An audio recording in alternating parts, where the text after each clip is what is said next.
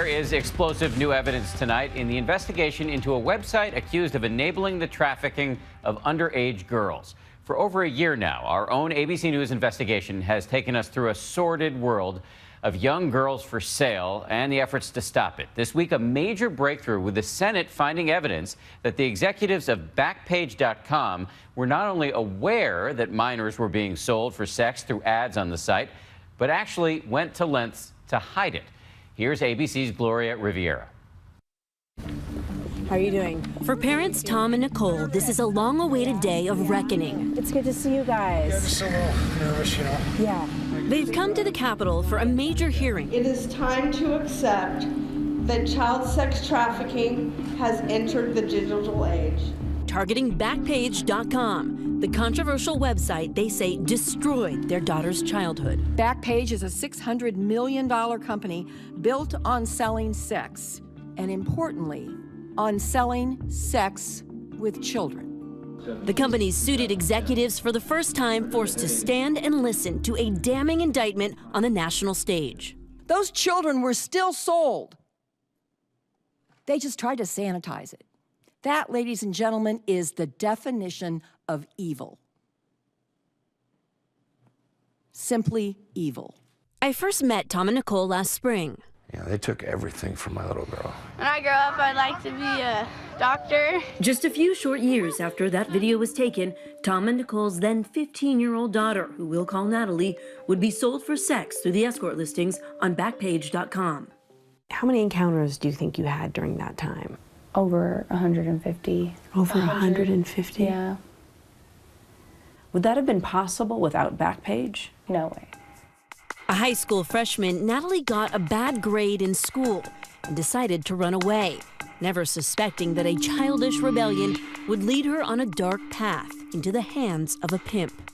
What did he say to you about Backpage? Said it's safer, said it's easier not to get caught, put me in all these clothes, took some pretty provocative pictures of me, and then go to Backpage and you can click on to post an ad. Backpage is a basic classified ad site, but with racy adult sections like escorts and body rubs, technically legal services that law enforcement calls thinly veiled code for prostitution. He started getting physically abusive, and he would sleep in the living room next to the front door, so I couldn't leave. How often did you work? Every single day. It's too simple. Asked you if you're 18 or older. I mean, a simple yes click was about as far as that went. Whoever owns Backpage, he's got to go home at night and know that, he's selling kids today. He's just as accountable as the pimp that sold her, in my mind. In the past, many have filed lawsuits claiming Backpage facilitates prostitution. But a law called the Communications Decency Act has protected the site. I think the most important part of the Communications Decency Act is that it protects freedom of speech on the internet. If you have someone selling a stolen car on your website and you don't know that the car is stolen, you are now not responsible for the selling of a stolen vehicle. You're not liable for what's on your site? Is that one way to interpret it? You really aren't necessarily liable for the postings of other people. And so the Dallas-based company flourished, worth an estimated $500 million, while CEO Carl Ferrer and other Backpage top brass have remained out of the public eye.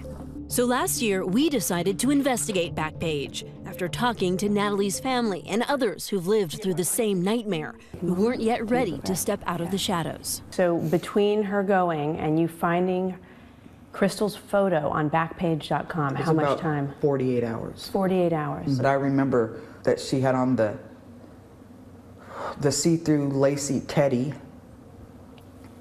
She's 14. And she's 14. I called the cops and told the cops what was going on. What did you tell them?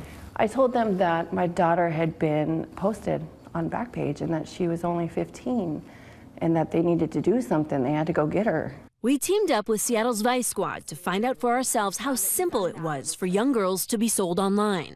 This undercover detective created an ad for an 18-year-old girl named Angel, adding a critical detail, the mention of a younger friend.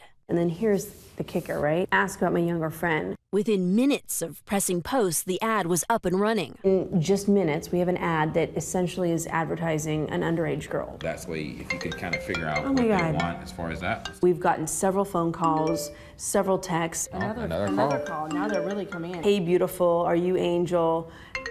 Oh, right then, there's another one. It's 7:18. It hasn't even been up for a half an hour. This is crazy. This post actually led to a real-life arrest. Stay here. It's okay here. He tried to bolt. Police, you're under arrest. Tactics like this are becoming commonplace across the country. Backpage did tell us they make sure to always cooperate with law enforcement investigations. Okay, ready? Hang on, is there splinters in there? But for girls like Natalie, it's not about catching Johns, but holding the men behind Backpage accountable. We followed the paper trail to Amsterdam, the land of red light districts and legalized prostitution, looking for Backpage CEO Carl Ferrer. Here we are in Amsterdam. Why? Well, we realized that Backpage.com was sold to an unnamed Dutch holding company, so we started looking. Did Carl Ferrer own any companies in Amsterdam? We discovered Ferrer seems to be running a few other escort websites from here, including a site eerily similar to Backpage called Cracker, available nearly everywhere except the United States. Carl Ferrer has turned down several of our interview requests, so we've come here to this hotel in Amsterdam because we found out there is a conference that Carl is scheduled to attend. It turned out Carl Ferrer is an active member of the classified ad industry. It's a chance for me to talk to other CEOs in the industry and share ideas. He attends a networking conference every year. It doesn't take long before we spot him. Carl Ferrer? Hi, we've been looking for you. Do you have a second? I'm Gloria Riviera with ABC News. Yeah. And we just want to ask you a few questions. Oh, no comment. You know, law enforcement tells us that underage girls are trafficked on Backpage.com, your company. No comment. We saw a real-life example of this last week. I'm sorry. You're a father. What would you want to say to him? He wants to know why this is going on. What would you like to see in an ideal world happen to Backpage? I think that they're guilty of a criminal act. And it's reprehensible what they're doing. They're selling kids. They know they're doing it. They justify it. And they should be held accountable for that. All of them. Mr. Ferrer, you're charged with 10 counts. And back in October, the state of California tried. Ferrer and Backpage co-founders Mike Lacey and Jim Larkin were arrested and charged with pimping, the first time they've faced criminal charges.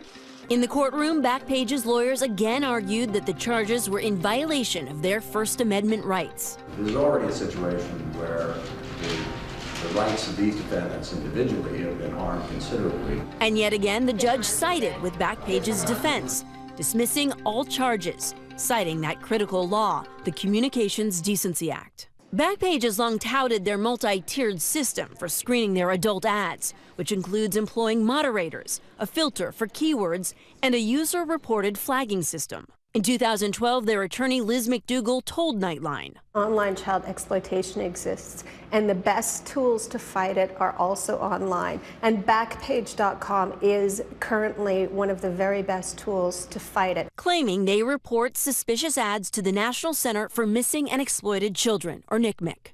Backpage maintains it has monitoring programs, and it also told Nightline that Backpage is online to fight human trafficking. I don't think you can be in the business of providing basically an online bazaar for escort ads that includes the purchase and sale of children for sex and say that you are online to help fight the problem. In fact, according to NCMEC, 73% of the reports they receive from the public about suspected underage trafficking involve a Backpage post. Which is why 2 U.S. senators have made it their mission to uncover the truth about how Backpage deals with underage trafficking. I'm betting that when we get all the financials, they're not making much money selling motorcycles, but they're making a whole lot of money selling children. When we come back, the new explosive revelations from internal company documents. These are the practices of a corporation intent on profiting from human trafficking and human misery. And a former Backpage employee revealing the company's inner workings. Is this the turning point that Natalie and her family have been waiting for?